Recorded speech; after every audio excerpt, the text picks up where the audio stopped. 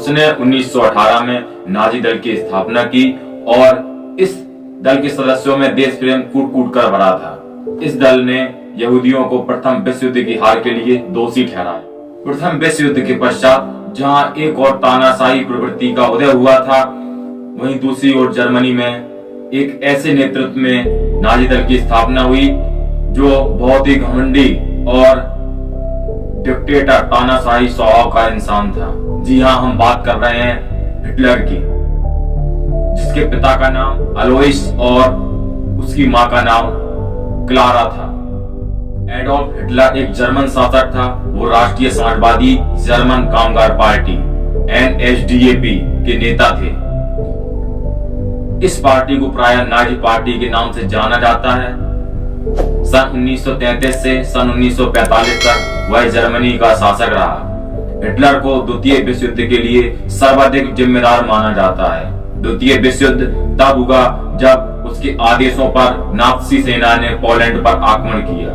France और Britain ने Poland को सुरक्षा देने का वादा किया और वादे के अनुसार उन दोनों ने नाजी जर्मन के विरुद्ध युद्ध की घोषणा कर। एडोल्फ हिटलर का जन्म ऑस्ट्रेलिया के बॉम नामक स्थान पर हुआ था।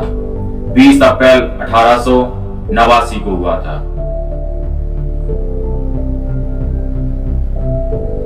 उनकी प्रारंभिक शिक्षा लिंज नामक स्थान पर हुई। पिता की मृत्यु के पश्चात 17 वर्ष की अवस्था में वे विनिया चले गए। व्यक्ति विनिया इसलिए गया था कि वह एक्टर बनना चाहता था, लेकिन यहाँ पर जब विनिया में वो पहुंचा तो वहां से उसको कोई भी सफलता नहीं मिली। विद्यालय में प्रविष्ट होने में वह असफल होकर वो दोबारा वो पोस्ट कार्ड पर चित्र बनाकर अपना निर्वाह करने लगा। जब प्रथम विश्व युद्ध प्रारंभ हुआ तो ये सेना में भर्ती हो गया और फ्रांस में कई लड़ाइयों में इसने भाग लिया। 1918 में युद्ध में घायल होने के कारण वे अस्पताल में रहे। जर्मनी की पराजय का उसको बहुत दुख हुआ। 1918 में उन्होंने नाजी दल की स्थापना की। इसके सदस्यों में देश प्रेम कूट कूट कर भरा था। इस दल ने यहूदियों को प्रथम विश्व युद्ध की हार के लिए दोषी ठहराया। आर्थिक स्थिति खराब होने के कारण जब नाजी दल के नेता हिटलर ने अपने ओजस्वी भाषणों से उसे ठीक करने का आश्वासन दिया तो अनेक जर्मन इस दल के सदस्य हो गए। हिटलर ने भूमि सुधार करने, वर्साई की संधि को समाप्त करने और एक विशाल जर्मन साम्राज्य की स्थापना का लक्ष्य जनता के सामने रखा, जिससे जर्मन लोग खुशी से रह सकें। इस प्रकार 1922 में हिटलर एक प्रभावशाली व्यक्ति हो गया। उन्होंने हाकिन क्राइस्ट को अपने दल का चिन्ह बनाया, जो एक क्रिश्चियन होल्ड क्रॉस है। समाचार पत्रों के द्वारा हिटलर ने अपने दल के सिद्धांत का प्रचार जनता में किया। भूरे रंग की पोशाक पहने सैनिकों की टुकड़ी तैयार की गई। 1923 में हिटलर ने जर्मन सरकार को उखाड़ फेंकने का प्रयत्न किया। इसमें वे असफल रहे और जेल खाने में डाल दिया गया। वहीं उन्होंने मीन कैंप नामक अपनी आत्मकथा लिखी। इसमें नाजी दल के सिद्धांतों का विवेचन किया। उन्होंने लिखा है कि जाट सभी जातियों में श्रेष्ठ हैं और जर्मन जाट हैं। उन्हें विश्व का नेतृत्व करना चाहिए। यहूदी सदा से संस्कृति में रोड़ा अटकाते आए हैं। जर्मन लोगों को साम्राज्य विस्तार का पूर्ण अधिकार है। फ्रांस और रूस से लड़कर उन्हें जीवित रहने के लिए भूमि प्राप्त करनी चाहिए। 1930-1932 में जर्मन में बेरोजगारी बहुत बढ़ गई। संसद में नाजी दल के सदस्यों की संख्या 230 हो गई। 1932 के चुनाव में हिटलर को राष्ट्रपति के चुनाव में सफलता नहीं मिली। जर्मनी की आर्थिक दशा बिगड़ती गई और देशों ने उसे सैनिक शक्ति बढ़ाने की अनुमति दी। 1933 में चांसलर बनते ही हिटलर ने जर्मन संसद को भंग कर दिया। साम्यवादी दल को गैर कानूनी घोषित कर दिया गया और राष्ट्र को स्वावलंबी बनाने के लिए ललकारा। हिटलर ने डॉक्टर जोसेफ गोएबल्स को अपना प्रचार मंत्री नियुक्त किया। नाजी दल के विरोधी व्यक्तियों को जेल खाने में डाल दिया गया। कार्यकारिणी और कानून बनाने की सारी शक्तियां हिटलर ने अपने हाथ में ले ली। 1934 में उन्होंने अपने को ही सर्वोच्च न्यायाधीश घोषित कर दिया। उसी वर्ष हिंडनबर्ग की मृत्यु के पश्चात वे राष्ट्रपति भी बन गए। नाजी दल का आतंक जनजीवन के प्रत्येक क्षेत्र में छा गया। 1933 से 1938 तक लाखों यहूदियों को मौत के घाट उतार दिया गया। नवयुवकों में राष्ट्रपति के आदेशों का पूर्ण रूप से पालन करने की भावना भर दी गई और जर्मन जाति का भाग्य सुधारने के लिए सारी शक्ति हिटलर ने अपने हाथ में ले ली। हिटलर ने 1933 में राष्ट्र संघ को छोड़ दिया और भावी युद्ध को ध्यान में रखकर जर्मनी की सैन्य शक्ति बढ़ाना प्रारंभ कर दिया। प्रायः सारी जर्मनी जाति को सैनिक प्रशिक्षण दिया जाने लगा। 1934 में जर्मन और पोलैंड के बीच एक दूसरे पर आक्रमण न करने की संधि हुई। उसी वर्ष ऑस्ट्रेलिया के नाजी दल ने वहां के चांसलर डॉलएफ का वध कर दिया। उधर हिटलर ने ब्रिटेन के साथ संधि करके अपनी जलसेना, ब्रिटेन की जलसेना का 35% रखने का वचन दिया। इसका उद्देश्य भावी युद्ध में ब्रिटेन को तटस्थ रखना था। 1935 में ब्रिटेन, फ्रांस और इटली ने हिटलर की शास्त्रीकरण नीति की निंदा की। अगले वर्ष हिटलर ने वर्साई की संधि को भंग करके अपनी सेना फ्रांस के पूर्व में राइन नदी के प्रदेश पर अधिकार करने के लिए भेज दी। 1937 में जर्मनी ने इटली से संधि की और उसी वर्ष ऑस्ट्रेलिया पर अधिकार कर लिया। हिटलर ने फिर चेकोस्लोवाकिया के उन प्रदेशों को लेने की इच्छा की जिनके अधिकतर निवासी जर्मन थे। ब्रिटेन, फ्रांस और इटली ने हिटलर को संतुष्ट करने के लिए म्यूनिख के समझौते से चेकोस्लोवाकिया को इन प्रदेशों को हिटलर को देने के लिए विवश किया। 1939 में हिटलर ने चेकोस्लोवाकिया के शेष भाग पर भी अधिकार कर लिया। फिर हिटलर ने रूस की संधि करके पोलैंड का पूर्वी भाग उसे दे दिया और पोलैंड के पश्चिमी भाग पर उसकी सेनाओं ने अधिकार कर लिया। ब्रिटेन ने पोलैंड की रक्षा के लिए अपनी सेना भेजी। इस प्रकार द्वितीय विश्व युद्ध प्रारंभ। फ्रांस की पराजय के पश्चात हिटलर ने मुसोलिनी से संधि करके रूस सागर पर अपना आधिपत्य स्थापित करने का विचार किया। इसके पश्चात जर्मनी ने रूस पर आक्रमण किया। जब अमेरिका द्वितीय विश्व युद्ध में सम्मिलित हो गया तो हिटलर की सामरिक स्थिति बिगड़ने लगी। हिटलर के सैनिक अधिकारी उनके विरुद्ध षड्यंत्र रचने लगे। जब रूसियों ने बर्लिन पर आक्रमण किया तो हिटलर ने 30 अप्रैल 1945 को आत्महत्या कर ली। अगर हम प्रथम विश्व युद्ध की तरफ जाते हैं तो प्रथम विश्व युद्ध के पश्चात जहां एक और तानाशाही प्रवृत्ति का उदय हुआ था, वहीं दूसरी ओर जर्मनी में हिटलर के नेतृत्व में नाजी दल की स्थापना हुई थी। जर्मनी के इतिहास में हिटलर की वही पहचान है जो फ्रांस में नेपोलियन बोनापार्ट की, इटली के मुसोलिनी का और तुर्की में मुस्तफा कमाल पाशा का। उन्होंने असाधारण योग्यता, विलक्षण प्रतिभा और राजनीतिक कर्ता के कारण जर्मनी गणतंत्र पर अपना आधिपत्य कायम कर ली। उनकी शक्ति का विकास धीरे धीरे हुआ। उन्हें बहादुरी के लिए ऑर्डन क्रॉस की उपाधि भी मिली। युद्ध समाप्ति के पश्चात उन्होंने सक्रिय राजनीति में अभिरुचि लेना शुरू कर दी। एक राजनीतिक विचारधारा जिसे जर्मनी के तानाशाह हिटलर ने प्रारंभ किया था। हिटलर का मानना था कि जर्मन आर्य हैं और विश्व में सर्वश्रेष्ठ, इसलिए उनको सारी दुनिया पर राज करने का अधिकार है। अपने तानाशाहपूर्ण आचरण से उसने विश्व को द्वितीय विश्व युद्ध में झोंक दिया। हिटलर के मरने के साथ ही नाजीवाद का अंत हो गया, परंतु नाजीवाद और हिटलर दोनों मानवीय क्रूरता के पर्याय बनकर आज भी भटक। 12 वर्ष की आयु में उसके पिता का निधन हो गया था, जिससे उसे आर्थिक संकटों से जूझना पड़ा।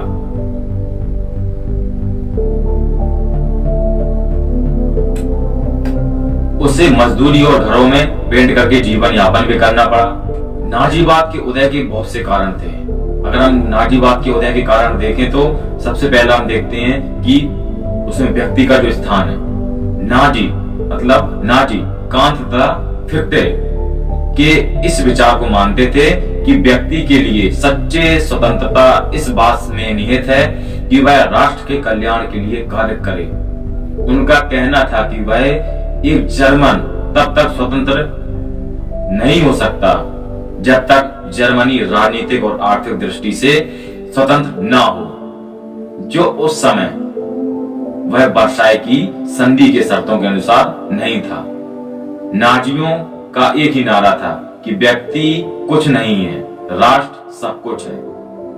अतः व्यक्ति को अपने सभी हित राष्ट्र के लिए बलिदान कर देने चाहिए। मित्र देशों के चंगुल से जर्मनी को मुक्त करने के लिए उस समय यह भावना आवश्यक भी थी, परंतु नाजियों ने इसका विस्तार जीवन के सभी क्षेत्रों, शिक्षा, धर्म, साहित्य, संस्कृति, कलाओं, विज्ञान, मनोरंजन, अर्थव्यवस्था सभी क्षेत्रों में कर दिया था। इससे सभी नागरिक नाजियों के हाथों के कठपुतली से बन गए थे। इसमें एक पॉइंट और भी है, बुद्धिवाद का विरोध।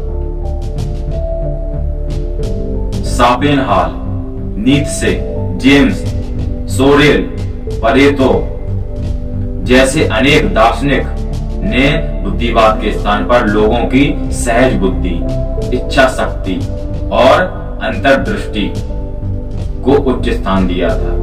नाजी भी इसी विचार को मानते थे कि व्यक्ति अपनी बुद्धि से नहीं भावनाओं से कार्य करता है। इसलिए अधिकांश पढ़े लिखे और सुशिक्षित व्यक्ति भी मूर्ख होते हैं। उनमें निष्पक्ष विचार करने की क्षमता नहीं होती है। वे अपने मामले में भी बुद्धिपूर्वक विचार नहीं करते हैं। वे भावना और पूर्ण निर्मित अवधारणाओं के आधार पर कार्य करते हैं। इसलिए जनता को यदि अपने अनुकूल कर लिया जाए तो उसे बड़े से बड़े झूठ को सत्य में मनवाया जा सकता है। बुद्धि का उपयोग करके लोग पारस्परिक असहमति को बढ़ा सकते हैं, परंतु किसी निष्कर्ष पर नहीं पहुंच सकते हैं। अतः बुद्धिमानों को साथ लेकर एक सफल एवं शक्तिशाली संगठन नहीं बनाया जा सकता है। उनके लिए तर्क एवं दर्शन के स्थान पर शारीरिक, नैतिक एवं औद्योगिक शिक्षा देनी चाहिए। उच्च शिक्षा केवल प्रजातीय दृष्टि से शुद्ध जर्मनों को ही दी जानी चाहिए, जो राष्ट्र के प्रति अगाध श्रद्धा रखते हैं। नेताओं को भी उतना ही बुद्धिवादी होना चाहिए कि वह जनता की मूर्खता से लाभ उठा सके, अपने कार्यक्रम बना सके। अबुद्धिवादी से नाजियों ने अनेक महत्वपूर्ण परिणाम निकाले और अपने पृथक राजनीतिक विचारधारा स्थापित की। प्लेटो की भांति हिटलर भी लोकतंत्र का आलोचक था। उसके अनुसार अधिकांश व्यक्ति बुद्धि शून्य, मूर्ख, कायर और निकम्मे होते हैं, जो अपना हित नहीं सोच सकते। ऐसे लोगों का शासन कुछ भद्र लोगों द्वारा ही चलाया जाना चाहिए। सामवाद का मानना है कि अर्थ या धन ही सभी कार्यों का प्रेरणा स्रोत है। धन के लिए ही व्यक्ति कार्य करता है और उसी के अनुसार सामाजिक और राजनीतिक व्यवस्थाएं निर्मित करता है, परंतु अधिकांश व्यक्ति बुद्धिहीन होने के कारण अपना हित सोचने में असमर्थ होते हैं। उनके अनुसार साम्यवाद वर्तमान से भी बुरे शोषण को जन्म देगा। अब हम देखते हैं अंधश्रद्धा। सोरेल की भांति हिटलर भी यही मानता था कि व्यक्ति बुद्धि और विवेक के स्थान पर अंधश्रद्धा से कार्य करता है। यह अंधश्रद्धा लोगों को राष्ट्र के लिए बड़ा से बड़ा बलिदान करने के लिए प्रोत्साहित कर सके। नाजियों ने जर्मन लोगों में अनेक प्रकार की अंधश्रद्धाएं उत्पन्न की और उन्हें राष्ट्र निर्माण में तत्पर कर दिया। अब हम देखते हैं शक्ति और हिंसा का सिद्धांत। नाजियों ने लोगों में अंधश्रद्धा उत्पन्न कर दी थी कि जो लड़ना नहीं चाहता उसे इस दुनिया में जीवित रहने का कोई अधिकार नहीं। इस सिद्धांत को प्रतिपादित करना हिटलर की मजबूरी भी थी, क्योंकि प्रथम विश्व युद्ध के बाद हुई वर्साई की संधि में उस पर जो दंड एक प्रतिबंध लगे गए थे, वार्ता द्वारा उससे बाहर निकलने का कोई मार्ग नहीं था। उन परिस्थितियों में युद्ध ही एकमात्र रास्ता था और उसके लिए सभी जर्मन वासियों का सहयोग अवश्य था। इसलिए लोगों ने उसे सहयोग दिया। अर्थव्यवस्था को देखें अगर तो वह साम्यवाद का विरोधी था। जर्मनी के पूंजीपतियों ने उसे पूरा सहयोग दिया था, परंतु उसका पूंजीवाद स्वच्छंद नहीं था। उसे मनमानी लूट और धन अर्जन करने का अधिकार नहीं था। वह उसी सीमा तक मान्य था जो नाजियों के सिद्धांत पर जर्मन राष्ट्र के हित के अनुकूल हो। उसने उत्पादन बढ़ाने के लिए सभी तरह के आंदोलनों, प्रदर्शनों और हड़तालों पर प्रतिबंध लगा दिया था। सभी वर्गों के संगठन बना दिए गए थे जो विवाद होने पर न्यायोचित समाधान निकाल लेते थे, ताकि किसी का भी अनावश्यक शोषण न हो। अधिक रोजगार देने के लिए उसने पहले एक परिवार एक नौकरी का सिद्धांत लागू किया, फिर अधिक वेतन वाले पदों को घटाकर एक के स्थान पर 2 व्यक्तियों को रोजगार दिया। इस निर्माण में आदि सभी क्षेत्रों में जर्मनी ने भूतपूर्ण उन्नति कर ली थी। 6 वर्ष में उसकी प्रगति का अनुमान इस तथ्य से लगाया जा सकता है कि जर्मनी का कोष रिक्त हो चुका था। देश पर अरबों पाउंड का कर्जा हो गया था। आर्थिक संसाधनों पर मित्र देशों ने कब्जा कर लिया था। उसकी सेना नगण्य रह गई थी। वहीं जर्मनी विश्व के बड़े राष्ट्रों के विरुद्ध एक साथ आक्रमण करने की स्थिति में था। सभी देशों में हिटलर का आतंक व्याप्त था। वह इंग्लैंड, रूस तक अपने देश में बने विमानों से जर्मनी में ही निर्मित बड़े बड़े बम गिरा रहा था। मात्र 6 वर्षों में उसने इतना धन और इतनी शक्ति अर्जित कर ली थी कि जो अनेक वर्षों में भी संभव नहीं थी। स्वयं को सर्वशक्तिमान समझने के कारण हिटलर युद्ध हार गया। उसने आत्महत्या कर ली। पराजित हुआ व्यक्ति ही इतिहास में गलत माना जाता है। अतः द्वितीय विश्व युद्ध की सभी गलतियों के लिए हिटलर और मुसोलिनी उत्तरदायी ठहराए गए और आज भी सभी राजनीतिक विविधताओं के लिए हिटलर होना, फांसीवाद होना मुहावरा बन गया है। बढ़ते हुए प्रभाव को देखकर उन्हें चांसलर बनाने के लिए आमंत्रित किया गया। सन 1933 में उन्होंने इस पद को स्वीकार कर लिया। 1934 में उन्होंने राष्ट्रपति और चांसलर के पद को मिलाकर एक कर दिया और उन्होंने एक नायक की उपाधि धारण की। इस प्रकार उनके हाथों में समस्त सत्ता केंद्रित हो गई। इस प्रकार अपनी विशिष्ट योग्यता के बल पर निरंतर प्रगति करता गया और विश्व के महान व्यक्तियों के रूप में उभरने का उभरकर सामने आया। वर्साई की संधि की बात करें तो प्रथम विश्व युद्ध के पश्चात यूरोप राष्ट्रों ने वर्साई की संधि की, जिसका मुख्य उद्देश्य जर्मनी को कुचलना था। इसके द्वारा जर्मनी को आर्थिक, राजनीतिक और अंतर्राष्ट्रीय राजनीति की दृष्टि से पूर्णतः पंगु बना दिया गया। वस्तुतः वर्साई की संधि जर्मन की सारी तकलीफों की जड़ थी। जर्मन निवासी अपने प्राचीन गौरव को पुनः प्राप्त करना चाहते थे और वह एक ऐसे नेता की तलाश कर रहे थे जो उनके राष्ट्र कलंक को मिटाकर जर्मनी के गौरव का पुनः उत्थान कर सके। हिटलर के व्यक्तित्व में उन्हें ऐसे नेता की तस्वीर दिखाई दी। उन्हें यह विश्वास हो गया कि हिटलर के नेतृत्व में ही जर्मनी का उत्थान संभव है। उन्होंने वर्साई की संधि की आलोचना करनी शुरू कर दी और लोगों के हृदय में इसके प्रति नफरत पैदा कर दी। उन्होंने जर्मन जाति के एक राजनीतिक सूत्र में बांधकर लोगों के समक्ष जर्मन निर्माण का प्रस्ताव रखा। वे भाषण देने के लिए कला में प्रवीण थे। उनकी वाणी जादू का काम करती थी। कहा जा सकता है कि हिटलर ने अपनी जुबान की ताकत से जर्मनी की सत्ता हथिया ली। परंपरा देखते हैं, जाति परंपरा पर अगर नजर डालते हैं तो जर्मन जाति का निजी परंपरा और प्रकृति ने भी हिटलर के उत्थान में सहयोग प्रदान किया था। जर्मन संभवतः वीर और अनुशासन प्रिय होते हैं, अतः उन्होंने हिटलर के अधिनायकवाद को स्वीकार कर लिया। हिटलर ने जनता के समक्ष कोई नवीन कार्यक्रम नहीं रखा। उन्होंने वही किया जो वीगल, कॉन्ट और टिप्टे आदि कर चुके थे। उनकी विचारधारा संपूर्ण जर्मन विचारधारा का निचोड़ थी, इसलिए जनता ने उन्हें स्वीकार कर लिया। आर्थिक संकट अगर देखें तो जर्मनी में आर्थिक संकट के चलते भी हिटलर का उत्थान हुआ। वर्साई की संधि के फलस्वरूप जर्मनी की आर्थिक स्थिति काफी खराब हो चुकी थी। हिटलर ने जनता को पूंजीवादियों और यहूदियों के खिलाफ भड़काना शुरू कर दिया। 1930 में जर्मनी ने 50 लाख से अधिक व्यक्ति बेकार हो गए थे। वे सभी हिटलर के समर्थक बन गए। अतः यह कहा जा सकता है कि आर्थिक संकट के चलते हिटलर तथा उनकी पार्टी को काफी सफलता मिली।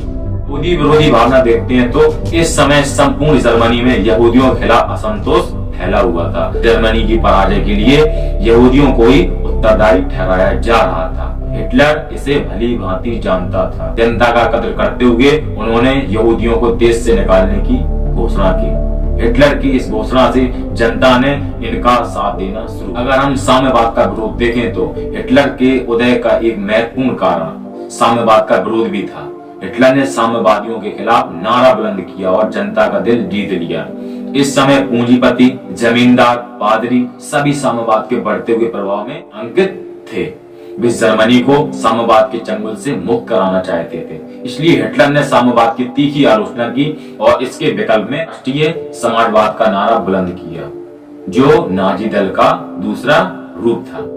संसदीय परंपरा का अभाव अगर देखें, इसमें नजर डालते हैं तो वहां के संसदीय शासन में दुर्गुणों के चलते भी जनता में काफी असंतोष था। वे इस व्यवस्था को समाप्त करना चाहते थे। जब राजनीतिक व्यवस्था में लोगों का विश्वास घट जाता है तो तानाशाही के लिए रास्ता साफ हो जाता है। जर्मन के साथ भी यही बात हुई। संसदीय शासन प्रणाली में जब उनका विश्वास समाप्त हो गया तो उन्होंने हिटलर का साथ देना शुरू कर दिया। जर्मन जनता की प्रवृत्ति, ये बहुत इंपॉर्टेंट बात है। जर्मन जनता की अभिरुचि सैनिक जीवन में थी। वे स्वभाव से वीर और सैनिक प्रवृत्ति के थे, परंतु वर्साई की संधि के द्वारा वहां के सैनिक की संख्या घटा दी गई थी। फलस्वरूप काफी संख्या में लोग बेरोजगार हो चुके थे। हिटलर तथा उनकी पार्टी के सदस्य जनता की स्थिति से भली भांति परिचित थे। अतः जब उन्होंने स्वयंसेवक सेना का गठन किया तो भारी संख्या में उसमें भर्ती होने लगे। इससे बेकारी की समस्या का भी समाधान हुआ और हिटलर को उत्थान करने का एक नजर उस व्यक्ति के व्यक्तित्व पर जिसके कारण करोड़ों लोगों की जान गई, जो इतना बड़ा तानाशाह होते हुए भी अपने आप को उसने मौत के घाट उतार लिया। हम हिटलर का व्यक्तित्व देखते हैं। सभी कारणों के अतिरिक्त हिटलर के अद्भुत का महत्वपूर्ण कारण स्वयं उसका प्रभावशाली और आकर्षण व्यक्तित्व था। वे उच्च कोटि के वक्ता थे। वे भाषण की कला में निपुण थे। उनकी वाणी जादू की तरह काम करती थी और जनता का दिल जीत लेती थी। आधुनिक युग में प्रचार का काफी महत्व है। प्रचार वह शक्ति है जो झूठ को सच और सच को झूठ बना सकती है। संयोगवश हिटलर को एक महान प्रचारक मिल गया था जिसका नाम था गोबल्स। उनका सिद्धांत था कि झूठ बातों को इतना दोहराओ कि वह सत्य बन जाए। इस तरह उनकी सहायता से जनता का दिल जीतना हिटलर के लिए आसान हो गया था। इस तरह हिटलर और उनकी पार्टी के अद्भुत के अनेक कारण थे, जिनमें हिटलर का व्यक्तित्व एक महत्वपूर्ण कारण था। अपने व्यक्तित्व का उपयोग कर उसने वर्साई की संधि की त्रुटियों से जनता को अवगत कराया, उन्हें अपना समर्थक बना लिया।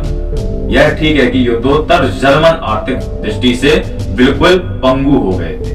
वहां बेकारी और भुखमरी आ गई थी, परंतु हिटलर एक दूरदर्शी राजनीतिक था और उसने परिस्थितियों से लाभ उठाकर राजसत्ता पर आधिपत्य कायम कर लिया।